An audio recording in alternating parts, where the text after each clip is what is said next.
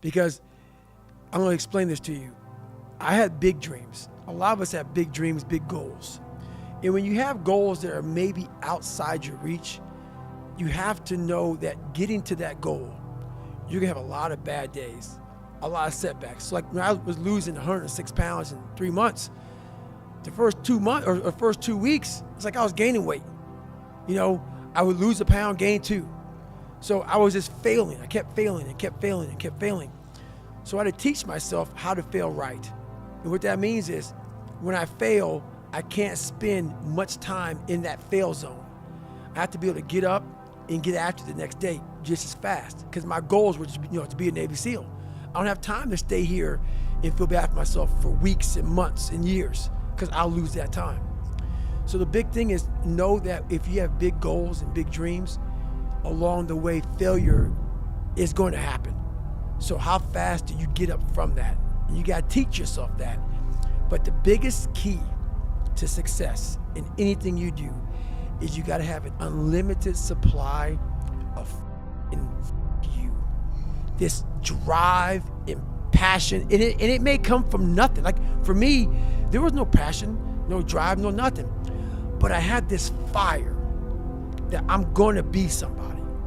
And it has to be there, because on all those bad days and all those days you don't want to do shit, you have to be your own motivator, your own coach, your own trainer, your own everything. So to do that, you have to come into work, and work is whatever your work may be, ready to go. And what that means is you may have failed miserably yesterday, but you come to work like, people are like, man, you just lost everything. How the hell are you this fucking damn motivated? Because this is what it takes. This is what the fuck it takes. And you got to get it from wherever you can. Whether you make up this illusion of your life or this false reality that gets you motivated, whatever gets you motivated, it's got to be here at the tip of your brain at all times. Because in those dark moments, you got to pull it out.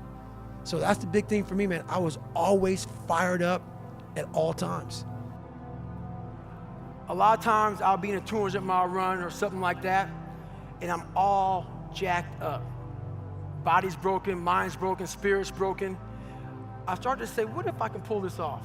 When I first walked into the Navy SEAL recruiter's office, he looked at me and said, there's only been 35 African Americans in 70 years make it through. You know what I said to myself? What if I can be the 36th? It's the what if I can pull off a fucking miracle. What if I can become someone that no one thinks I can be? And just me talking about that, I have the hair going up on my arms, because it makes me just like, what if I can be that guy that people who call nigger and this and that, and now I'm speaking at Tom Ferry's fucking event. And we wonder why we have no growth. We wonder why when the smallest thing in our life gets difficult, we wonder why we cower and we run away. Because we are kind of living our whole life is set up that way. Our whole life is set up in the path of least resistance. We don't want to suffer. We don't want to feel discomfort. So the whole time we're living our lives in a very comfortable area. There's no growth in that. So for me, I realized that. The reason I became 297 pounds is because that was comfortable. What was very uncomfortable was running. What was very uncomfortable was being on a diet. What was very uncomfortable was trying to face things that I didn't want to face. I have the ability to see the end before the beginning even begins. And what that means is I know that to get to the very end, I can see it right now. So before I went to Buds and I was losing all this fucking weight and shit, I saw myself walking across the fucking stage at 191 fucking pounds, 'cause that's what I had to get to get into the door. I saw myself 6 months, a year later, whatever it's gonna take me to do it, I saw myself walking across that stage, getting that fucking certificate of graduation from Buds. And I was able to be there at 300 fucking pounds. And that feeling that I was nowhere near that fucking feeling, I was able to put myself there 1,000,000 times every fucking day. And that feeling of like, my God, that is gonna feel fucking amazing. That's what made me suffer.